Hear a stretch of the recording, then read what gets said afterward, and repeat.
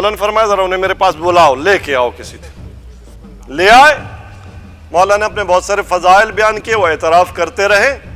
اب مولا فضائل بیان کرتے ہوئے ایک مقام پر پہنچے. فرمایا کہ یہ بتاؤ، سامنے امام محمد باقر بیٹھے ہوئے ہیں، اس طرف امام بیٹھے ہوئے ہیں، آپ کے لال، آپ کے فرزند ایک طرف باپ، ایک طرف بیٹا، دو حجت خدا. امام نے فرمایا اچھا یہ بتاؤ کہ اگر محمد علی بن جائے اور علی محمد بن جائے، تمہارا عقیدہ ہے میں یہ کر سکتا ہوں؟ چپ ہو گئے. اب جابر کہتے ہیں کہ مولانا نے کوئی ایسا کلام کیا کہ اب جو ہم نے دیکھا تو جہاں امام محمد باقر بیٹھے ہوئے تھے وہ اب باقر نہیں ہے، وہ علی زین العابدین ہے. اور جہاں امام زین العابدین بیٹھے ہوئے تھے وہ امام زین العابدین نہیں بلکہ امام محمد باقر ہیں.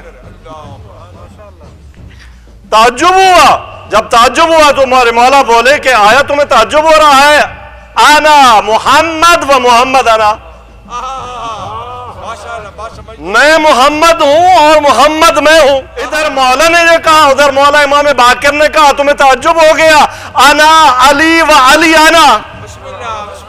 پھر میرے مولا نے آگے کلام کو بڑھایا، فرمایا اولنا محمد و اوسطنا محمد و کلنا محمد.